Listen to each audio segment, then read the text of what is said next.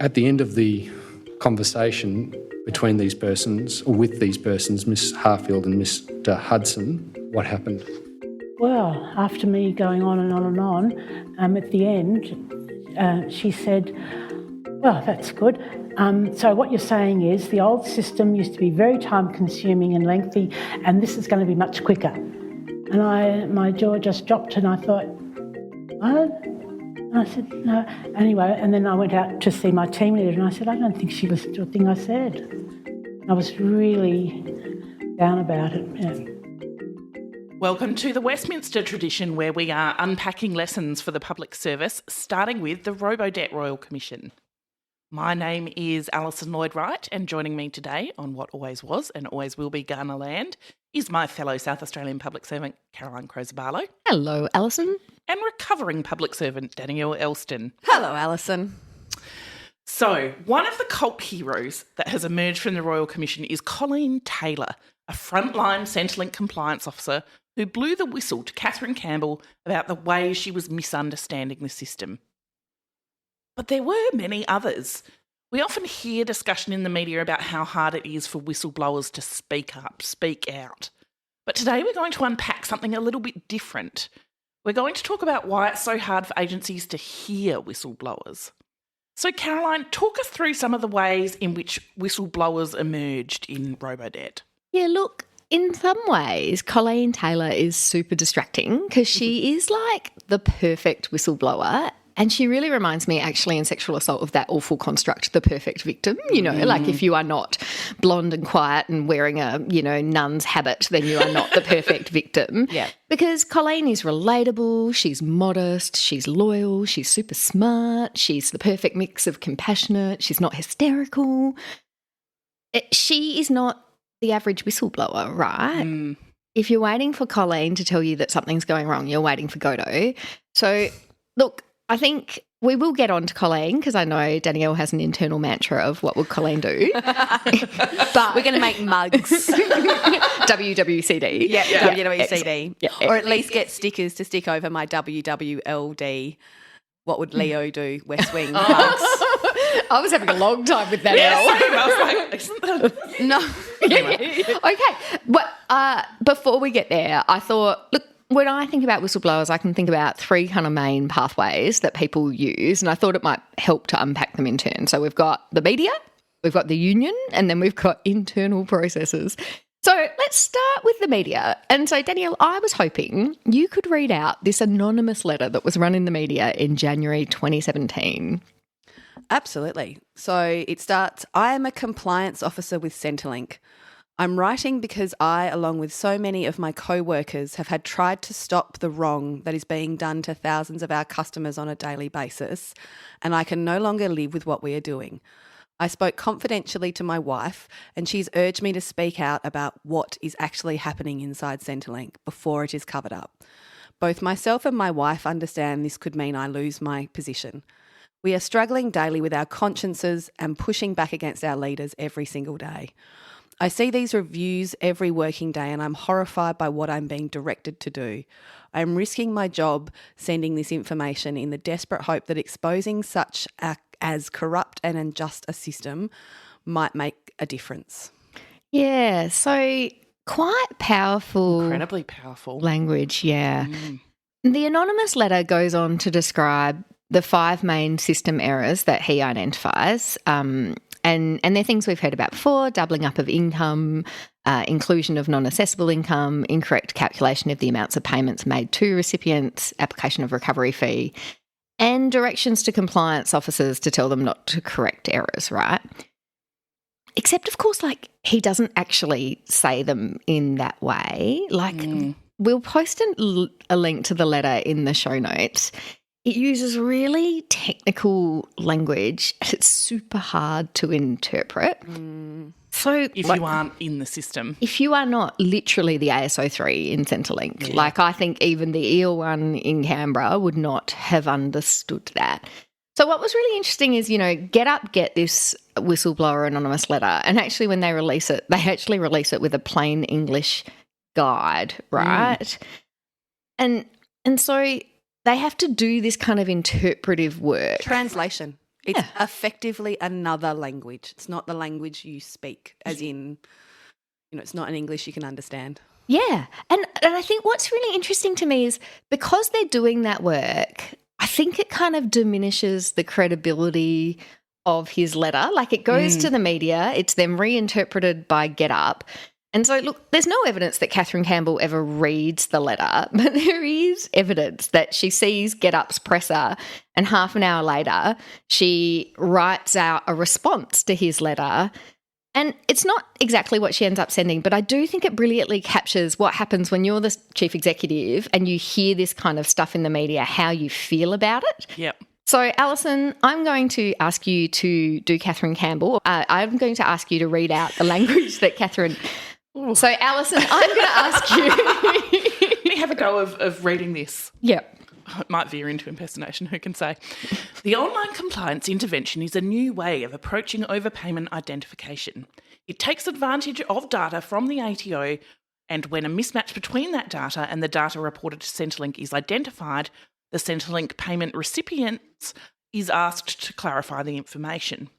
In the past, staff did this work for the recipient. This was very time-consuming and meant that a relatively small number of overpayments could be addressed. Some of our staff believe that intensive one-on-one management of recipients is always required. As with other online initiatives in Centrelink, this intensive support is still available for those recipients who need it and complex cases. Many recipients prefer to manage through an online system in their own time rather than dealing with a staff member. Also, some staff do not welcome technology-driven change because they're concerned for the future of their jobs. We will continue to work with staff to explain how the system operates and the role they play. Sorry. Good on you. You're such a workers' revolt there, Danielle. Oh, come on. That it's the reason that they're whistleblowers is that they just don't like change. And so a couple of things in that. Technology resistant. Sorry, keep going. Sorry. There's also some kind of snottiness to some of our staff think that one-on-one management is required. It's always required. So the second component of that is, but they're completely wrong and I'm completely right. So there's a tone to it that is not engaging. There's a tone to it that is not respectful of the things raised that I find aggravating. But can I ask you guys to put aside the tone, because I agree. Yeah. I do feel like Kathryn Campbell here is expressing kind of she's like the primal id of the response of seniors when you see stuff like this, because it is true that when you implement change, you often hear complaints and you do kind of wonder, how much of this complaint is real and how much is self-interest? How much of this complaint is real? How much of this is I don't like change? Yeah, exactly. She's not, the issues are not wrong, but maybe you're right, Danielle. Maybe it's the way that she frames them in such a snotty way. It is. And she's not asking any questions. Well, see, the last line is where I think it's important. We'll continue to work with staff to explain, et cetera, et cetera. So I think if the framing had been our change management hasn't been very good at supporting our staff, we're going to get into it. Yeah. I'd feel very differently about it if that had been because I think you get more complaints and whistleblowers when you do change. Yes. And I think that leaders, not all leaders, hashtag. I don't think we're going to sell as many mugs. But I think that leaders are more inclined to like change and like moving around. Oh, yeah. And so I think there are some who don't. I'm always a bit surprised when I run into a leader who wants to keep everything as it is, because my inclination is to burn into a place, make change, fix things, and then go, oh, what else is out there? But I think that there's a personality type of lots of leaders that makes them not have a lot of empathy and not understand how connected to systems and processes staff can be when you do change. Because I do think, let's be real,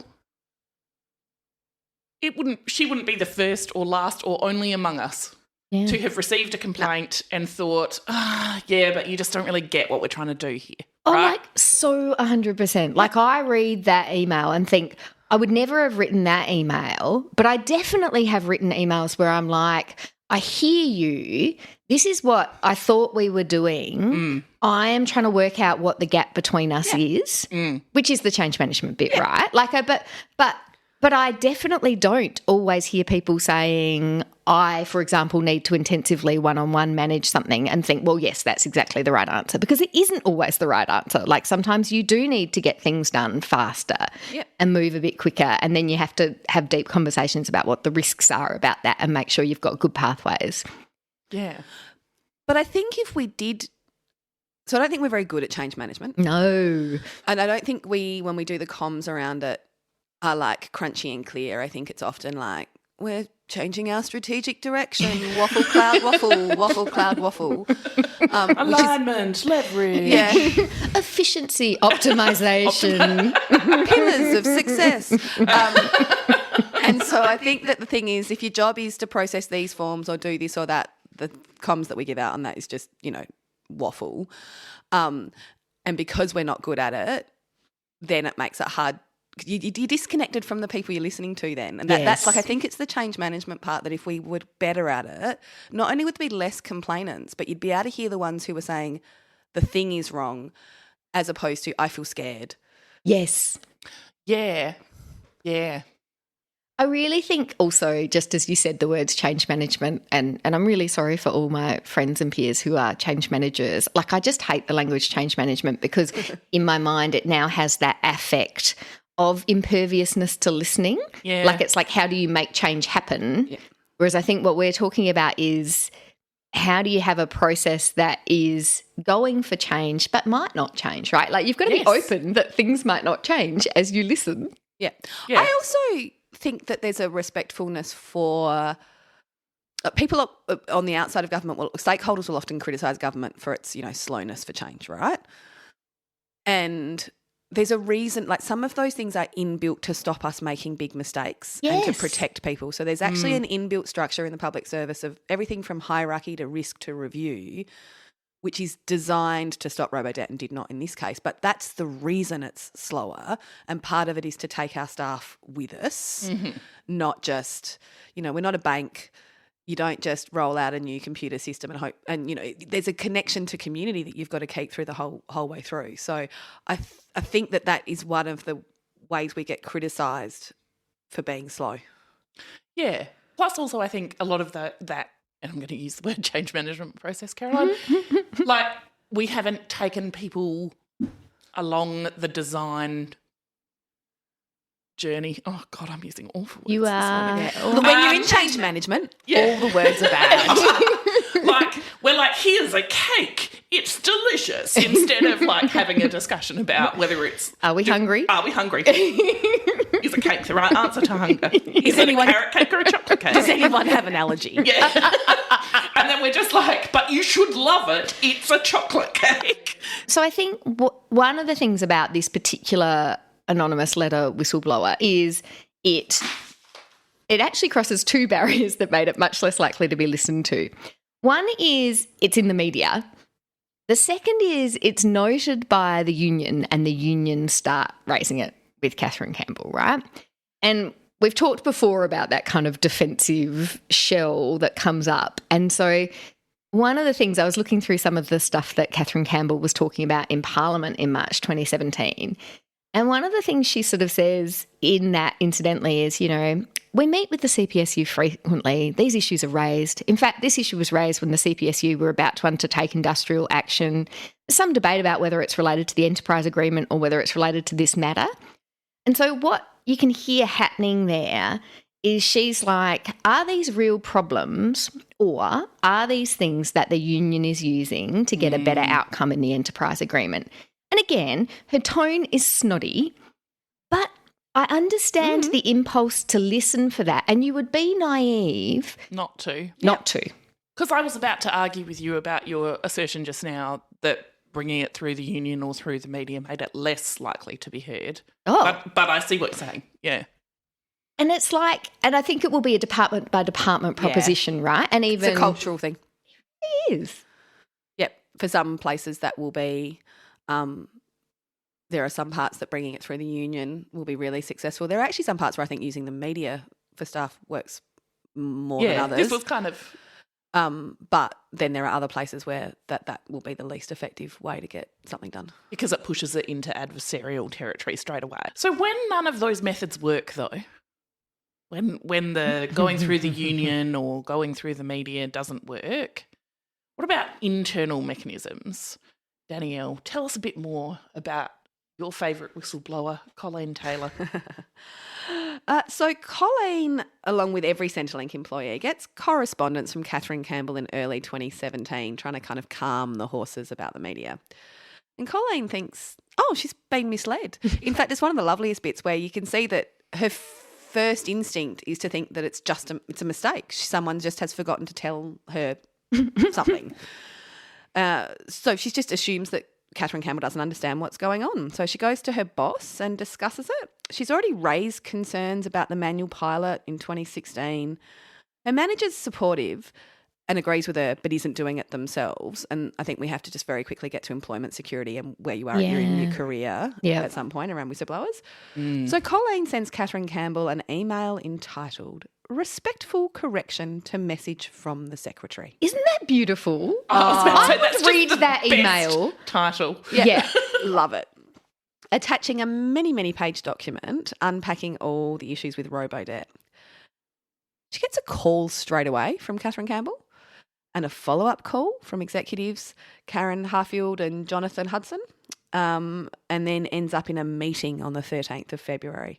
I don't know if that was a Friday, but if it was a Friday the 13th, that would work. We'll put it in the show notes if it was. We heard at the top of the episode how Colleen recalls this conversation, but it's really worth hearing how Karen Harfield remembers this conversation. So we're going to play that for you now. Well, did it not strike you? That's right. I think in the sense that, these were issues that had been raised sort of previously, and as I understood it, sort of, dealt with. The budget measure was the budget measure, and it was implemented as described in the budget measure.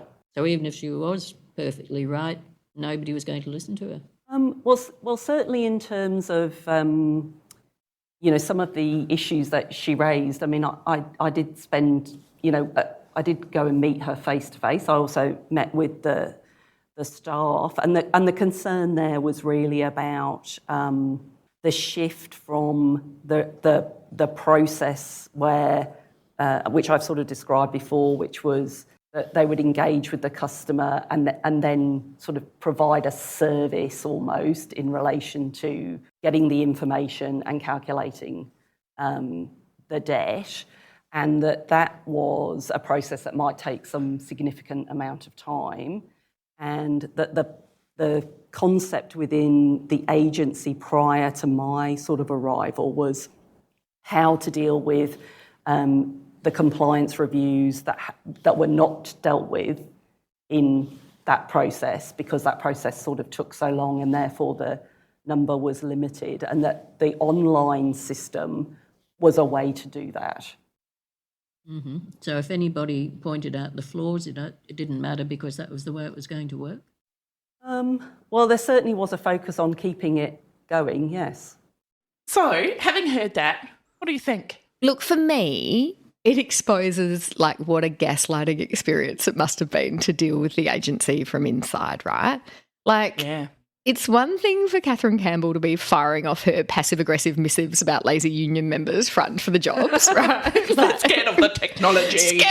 Scared. But it's another thing for someone like Karen Harfield who, when you listen to her, she is really empathetic. She's super reasonable sounding.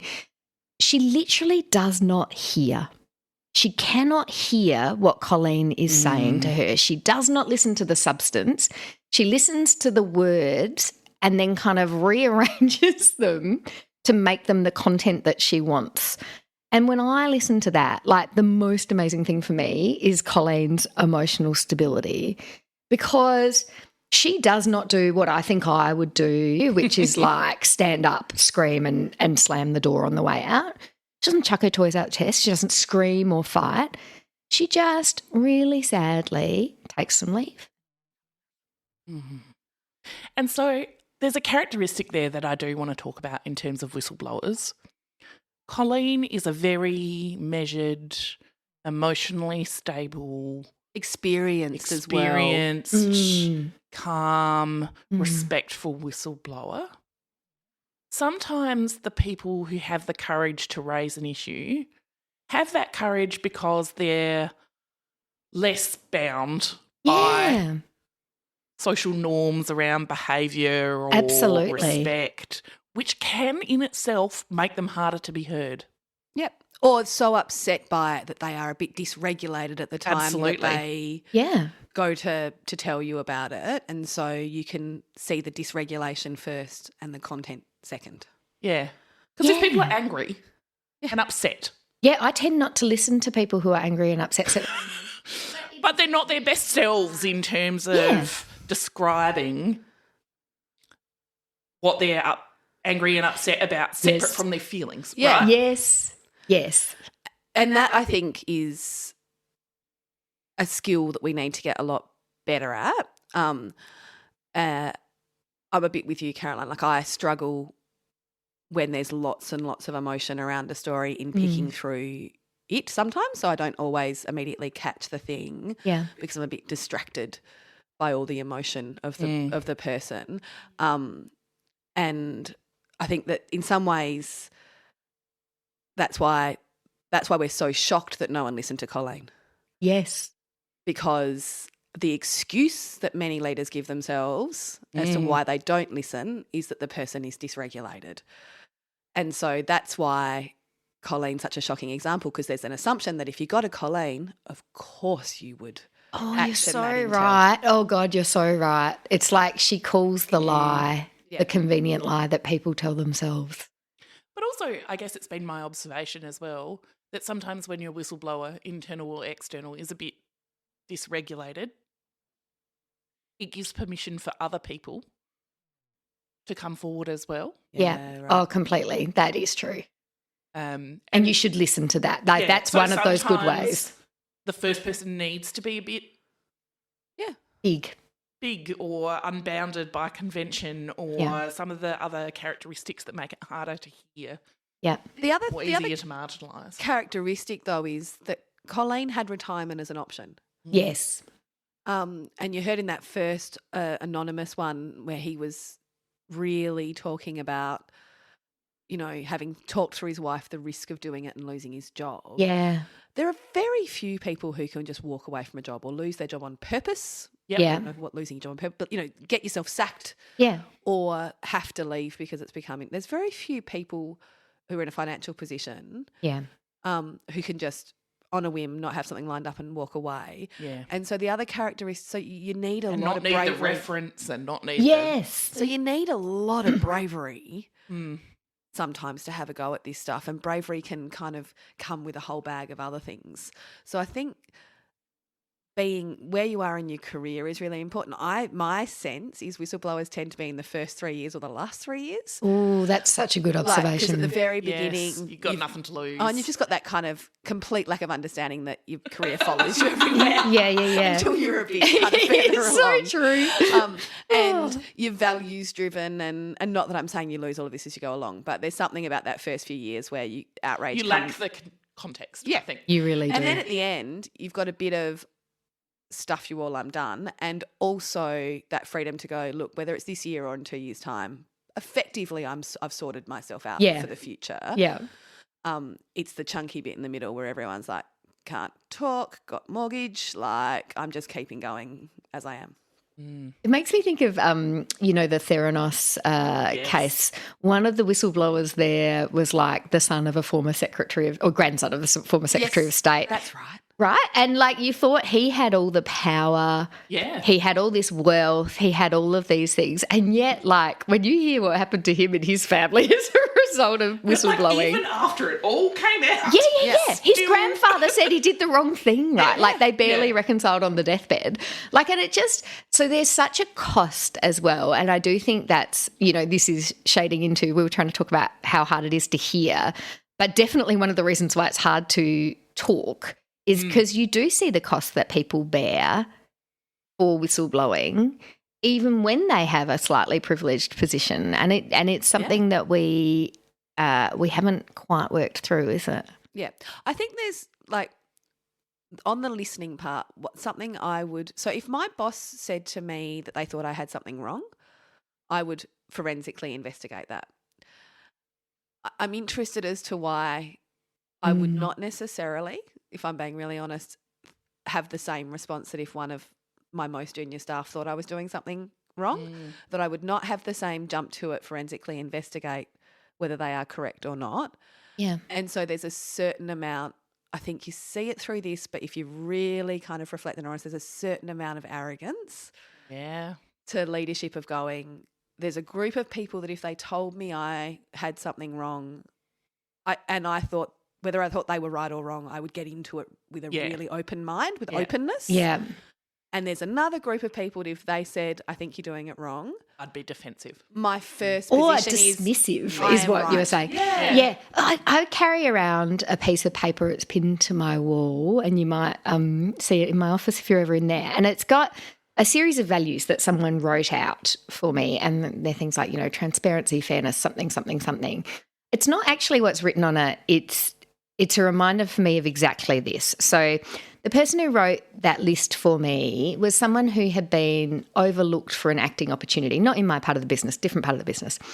And they complained informally to me, and my response to it was, I know why you're being overlooked for acting opportunities for leadership, because you have a great technical skill set, but you don't bring the leadership qualities that we're looking for in that kind of role. And then sat down and had a coffee with them, and they talked me through. And I just remember thinking, I can be right about the content, but the thing that she's telling me is actually both content, but also something different, which is that our culture made her feel disrespected along the way. Yeah.